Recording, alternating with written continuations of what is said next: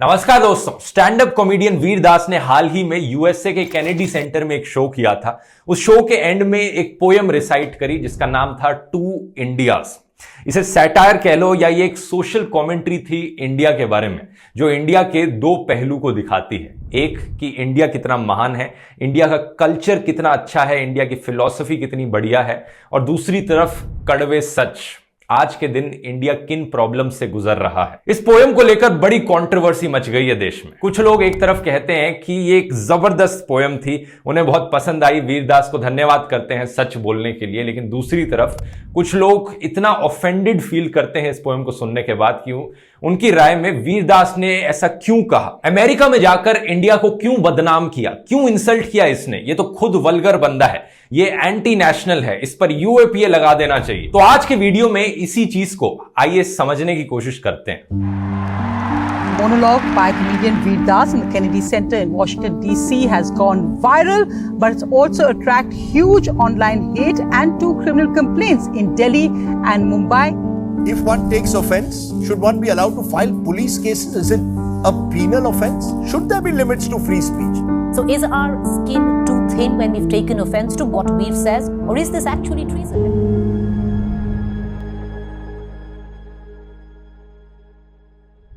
पता है दोस्तों, ज्यादातर लोगों को प्रॉब्लम इस चीज से नहीं थी कि वीर दास ने इंडिया की प्रॉब्लम्स के बारे में बात करी। प्रॉब्लम इस चीज से थी कि वीर दास ने इन प्रॉब्लम्स की बात करी अमेरिका में जाकर, अमेरिका के सामने इंडिया की बुरी बातें कही, इंडिया की बदनामी करी। मेरी राय में इस तरह की सोच एक बहुत ही स्पेसिफिक तरीके का एटीट्यूड दर्शाती है। एक एग्जांपल से समझाता हूं। 2019 के एनसीआरबी के डेटा के अकॉर्डिंग 10,000 से ज्यादा स्टूडेंट्स ने आत्महत्या करी थी इस साल में। ऑन एवरेज हर घंटे एक स्टूडेंट आत्महत्या करता है देश में। इसके पीछे रीजन क्या है? टेक्निकली कहें तो इसके पीछे रीजन है क्लिनिकल इलनेस, डिप्रेशन कह सकते हो, एंजाइटी डिसऑर्डर।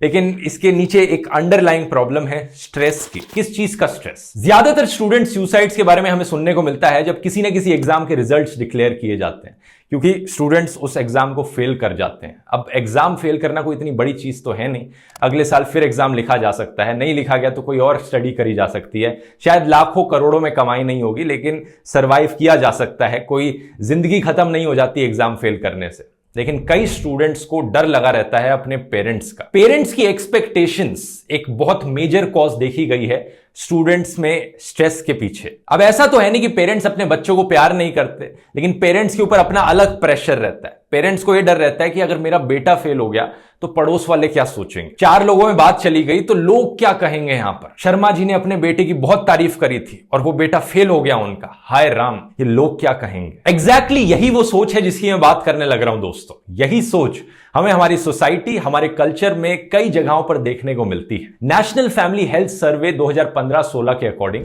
एस्टिमेट किया गया है कि देश में 99.1% सेक्सुअल वायलेंस के केसेस अनरिपोर्टेड होते हैं। इमेजिन कर सकते हो, 99% रेप केसेस देश में रिपोर्ट ही नहीं किए जाते। क्या रीजन है इसके पीछे? एक बड़ा रीजन है इसके पीछे स्टिग्मा जो अटैच्ड होता है रेप विक्टिम को लेकर। अगर किसी की फैमिली में किसी का रेप हुआ है तो फैमिली प्रेशराइज करती है विक्टिम को कि पुलिस कंप्लेन मत करो जाकर, अगर पुलिस में कंप्लेन करोगे तो सबको पता लग जाएगा, पड़ोसियों को पता लग जाएगा, तो और हमारी फैमिली की क्या इज्जत रह जाएगी सोसाइटी में। अब जो हुआ सो हुआ, उसे भूल जाओ, नहीं तो ये बात लोगों को पता लग गई तो लोग क्या कहेंगे। इन क्राइम की खबरों को छोड़ो, इसी चीज के हमें बहुत सिंपल एग्जांपल्स भी देखने को मिलते हैं रोजमर्रा की जिंदगी में। हमें दिखता है कि लोग बहुत महंगी गाड़ी खरीद रहे हैं लोन लेकर, इसलिए नहीं क्योंकि उन्हें बहुत महंगी गाड़ी की जरूरत है, बल्कि इसलिए ताकि वो शो ऑफ कर सके लोगों के सामने कि देखो लोग क्या कहेंगे अगर मेरे पास इतनी महंगी गाड़ी होगी तो। फेयरनेस स्कीम्स, हम सब पब्लिकली तो इनके अगेंस्ट बोलते हैं, लेकिन मनी कंट्रोल के एनालिस्ट के अकॉर्डिंग पिछले साल फेयर एंड लवली ने 4100 करोड़ की सेल्स करी थी। कौन लोग हैं ये जो छुपके से फेयरनेस स्कीम्स खरीद रहे हैं, जिन्हें चिंता है कि लोग क्या कहेंगे। अब बहुत से लोग देश में दोस्तों देश को माता समान मानते हैं और सेम कॉम्प्लेक्स से सफर करते हैं कि अगर देश की प्रॉब्लम्स के बारे में जाकर बाहर किसी देश में बात कर दी तो ओ माय गॉड, लोग क्या कहेंगे, अमेरिका क्या कहेगा हमारे देश के बारे में, ये तो हमारे देश की इंसल्ट हो गई। सिमिलर सी ही चीज है ये, और दोनों ही केसेस में ये एक बहुत ही प्रॉब्लमैटिक चीज है, क्योंकि प्रॉब्लम्स को छुपाने से नुकसान हमारा ही हो रहा है। अगर एक रेप विक्टिम जाकर पुलिस में कंप्लेन ना दर्ज कराए तो नुकसान किसका हो रहा है? अगर एक स्टूडेंट स्ट्रेस के अंदर मारा जाए सोसाइटी प्रेशर की वजह से तो नुकसान किसका हो रहा है? अगर एक देश में प्रॉब्लम्स की बात ही ना करी जाए तो नुकसान किसका हो रहा है? इमेजिन करके देखो दोस्तों, अगर इसी तरह की सोच बाकी देश के लोग भी रखने लग गए तो। नेटफ्लिक्स इंडिया पर एडवर्ड स्नोडेन की डॉक्यूमेंट्री मौजूद है, जिसमें स्नोडेन भरपूर तरीके से एक्सपोज करते हैं अमेरिका की वॉर मशीनरी को और अमेरिका की इंटेलिजेंस एजेंसीज को।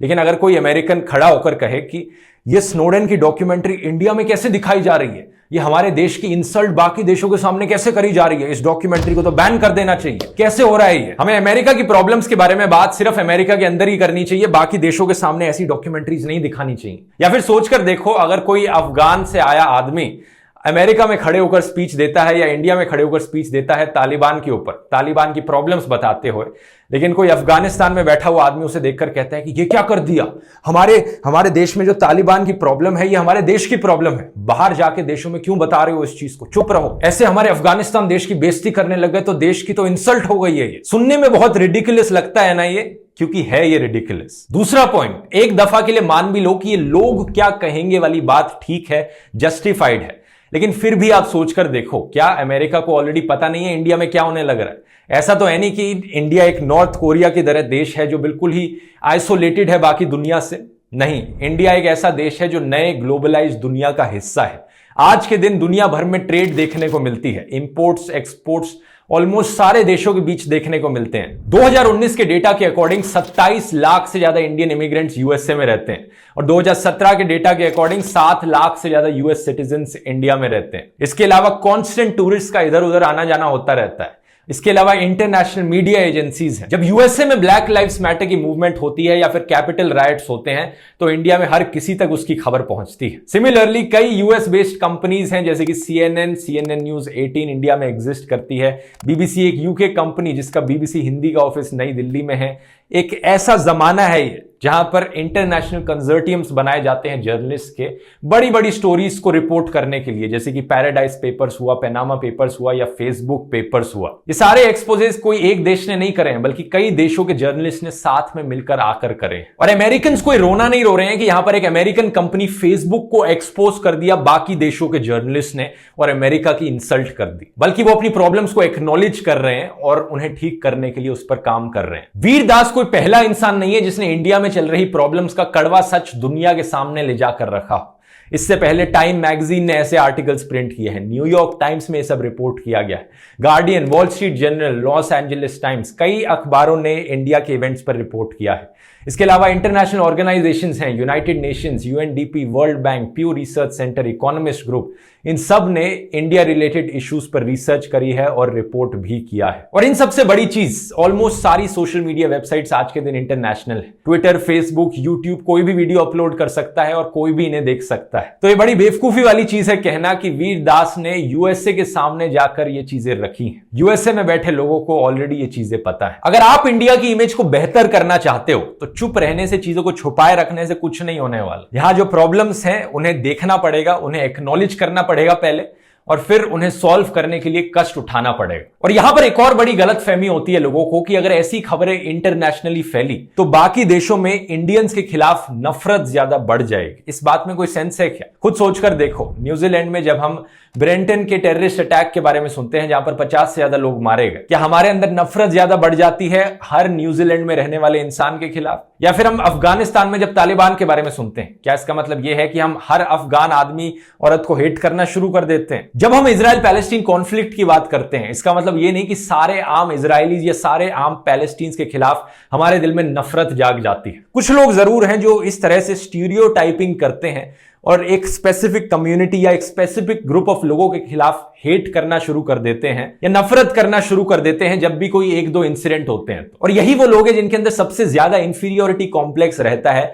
इन्हें डर लगा रहता है कि अगर मेरे देश की प्रॉब्लम्स के बारे में बात कर दी तो लोग मेरे देश को इंसल्ट की तरह लेंगे, मुझसे नफरत करना शुरू कर देंगे। इन एनी केस, वीर दास के शो की ज्यादातर ऑडियंस अमेरिकन नहीं थी बल्कि एनआरआईज थी, नॉन रेजिडेंट इंडियंस। हम 9 जनवरी को भारतीय प्रवासी दिवस मनाते हैं। 2003 में प्रवासी भारतीय सम्मान अवार्ड्स कॉन्स्टिट्यूट किए गए थे और प्रधानमंत्री मोदी ने भी जो एनआरआईज देश के बाहर रहते हैं, करीब 3 करोड़ है, उनकी तारीफ करी थी ये कहते हुए कि वो रोल मॉडल्स हैं बाकी कम्युनिटीज के लिए। जब भी प्रधानमंत्री मोदी देश से बाहर जाते हैं, एनआरआईज से मिलते हैं, उनकी कोऑपरेशन एक्सपेक्ट करते हैं। अब ऐसा तो है नहीं कि एनआरआईज का काम सिर्फ यही है कि प्रधानमंत्री मोदी की तारीफ करते रहो, उनकी पार्टी के बारे में अच्छी चीजें कहते रहो, लेकिन प्रॉब्लम्स के बारे में डिस्कस मत करो कि इंडिया में क्या प्रॉब्लम्स चल रही हैं। क्या हो जाएगा अगर एनआरआईज को इंडिया के प्रॉब्लम्स के बारे में पता लग गया तो ज्यादा से ज्यादा वो सॉल्यूशंस सजेस्ट करने की कोशिश करेंगे। वो जिस देश में रहते हैं उन देशों से सीख कर वो इंडिया की प्रॉब्लम्स के बारे में सॉल्यूशंस पर काम करने लग सकेंगे। वैसे दोस्तों, अगर आपने रियलाइज किया हो, अभी तक मैंने सिर्फ वीर दास के कड़वे सच वाले पॉइंट को लेकर बात करी है